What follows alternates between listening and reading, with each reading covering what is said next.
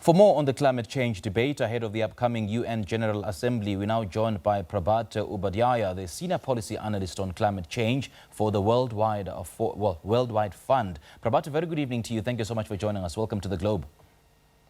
Thank you. Thank you for having me here. Now, world leaders, Prabhat, are returning to the United Nations this week. So what are your expectations when it comes to climate change debates? I think the single most important expectation that I have is they will send a strong signal to the global community, but also provide leadership on the issue of climate. As we know, that at the beginning of November, we have climate negotiations coming up, and I expect them to give a strong signal that world leaders would up their game and the countries would come up with much more ambitious plans on climate change. Well, discussions are likely to set the tone ahead of the UN Climate Change Conference COP26 in Glasgow in November. So are we more likely to see, tangible commitments from countries this coming week? It may not necessarily. I think what we might see is, when the climate negotiations is marked by a deep distrust between developed and developing countries. I think what would be helpful if during the course of this week, some of that distrust can be alleviated. Progress can be made on what developed countries are going to provide developing countries in terms of support, both in terms of finance and technology. So, so those are the key issues which I hope from the next 1 week.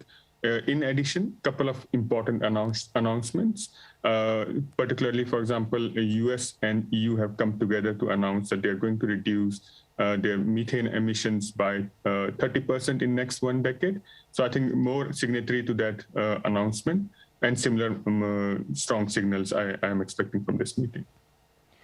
Well, Climate Week New York City happening on the sidelines of the General Assembly will provide a platform for showcasing leading climate action and exploring how to accelerate action to tackle, the climate crisis. So how important are the activities of the Climate Week outside of the diplomatic gathering of the world leaders?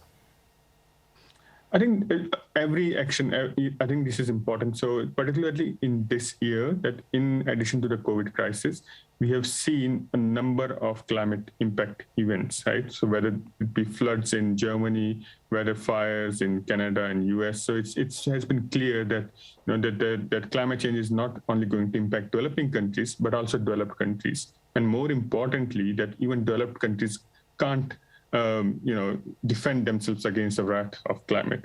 So I think it's important that we signal that, every action is important, but at the same time, we need a systemic approach to address this issue. And for that, global leaders and countries need to up their game. We need leadership, both from the policy side of things, but also from companies.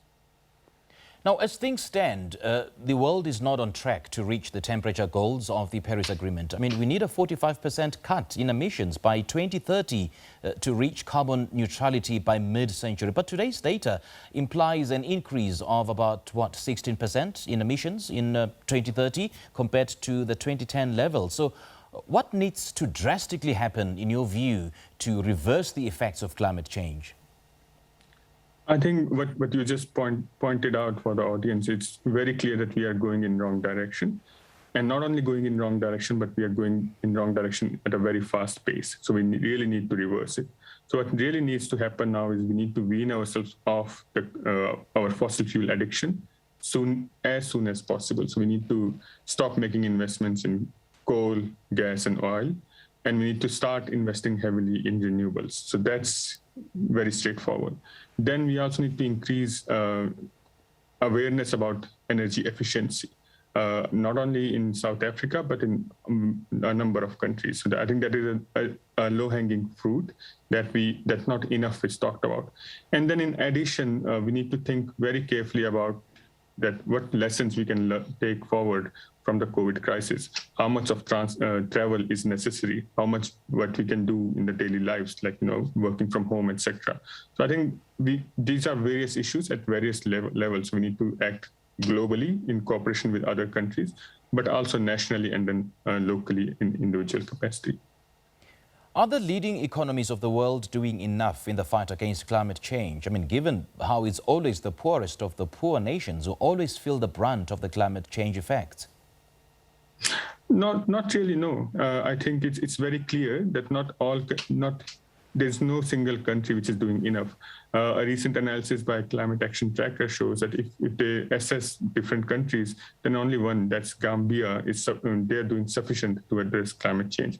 So we are in a situation where we don't have leadership, where countries are not really taking this threat as seriously as it should be. And as in the words of UN Secretary General, we are at an abyss, and we really need to think carefully about the next step we need to take. And we can't keep on, else we are risking that we are going to sleepwalk into a huge crisis of unproportionate catastrophe.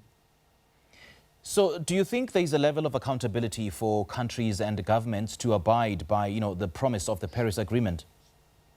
Definitely, there is. But the problem is that because nobody is doing enough, the question becomes who hold accountable, to whom. So that is a challenge, that because we don't have, say, if there were 10 countries who were doing much more ambitious measures, then they could name and shame other countries. The challenge is everybody is thinking for themselves. There is not sufficient cooperation. So then you can't hold other countries to account. So that need to change. And for that to change, you need to start building trust amongst ourselves. Like, if that the countries need to start thinking that we are going to put more ambitious actions on the table and others are going to follow suit. At the moment, that cycle is not there, and that needs to be broken so that, countries start cooperating instead of competing with each other. And we have seen the similar approach taken in COVID crisis also, where very few countries have access to vaccines and a lot of countries do not have access to vaccines. So that cycle of distrust needs to be broken. And those countries who do not want to abide by the Paris Agreement, well, because of one reason or the other, should there be punitive sanctions imposed on them? I think that's a much larger debate, and I think that's a debate which needs to, happen within the UN system. But the challenge is under the UN system, the United Nations Framework Convention on Climate Change and Paris Agreement, they are not. You can't hold.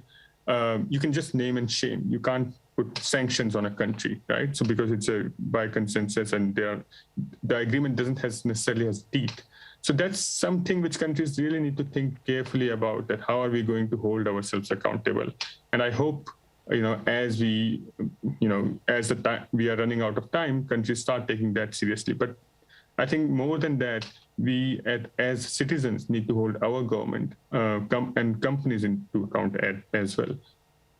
And here is where it gets tricky. What about those highly industrialized countries, the industrial sector is the backdrop of the economy, and, it's a source of livelihoods for its citizens. So how do they strike the balance between keeping the economy going and keeping livelihoods alive, while at the same time also respecting the dictates of the Paris Agreement and keeping the environment clean? So I think for a long time, we have framed the question as development versus environment, that you can either have development or environment, right? You can't have both. So I think we need to be careful what stories we are telling ourselves. We need to, it's urgent that we do not fall into this trap. What this year has shown that, even if you're developed, you can't just, be safe of climate change. So what happened in Germany, just in a matter of few hours, the whole town was smashed by rain, right? And then I don't know how many people died, but a number of people died. Similarly, in Canada and US heat waves, these are developed countries. They couldn't withstand climate, right? So you can't develop your way out of climate impact.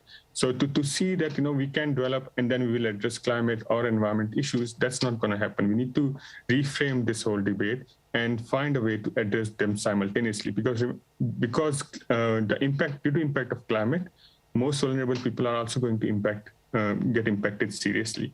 So what development we have achieved so far is actually quite threatened by impacts of climate change. And how should individual citizens of all these nations affiliated to the Paris Agreement play a part in terms of fighting the effects of climate change? I'm glad you asked me about individual citizens and not individual consumers. So there is something which we could do as consumers, but as citizens, it's important that you participate in the policy process in the country, You reach out to your policymakers. You emphasize that as citizens, you want the government to take action on climate change seriously and at multiple levels, as a nation, as province, and as city, right? So as citizen, it's important that we communicate that not only as individuals, but as communities, as organized in organized manner, so that our policymakers get a clear signal that this is an important issue. So we really need to think carefully about that and start acting on it to bring it high up on the policy agenda. All right, Prabhat, great chatting to you. Thank you so much for your time. Thank you very much.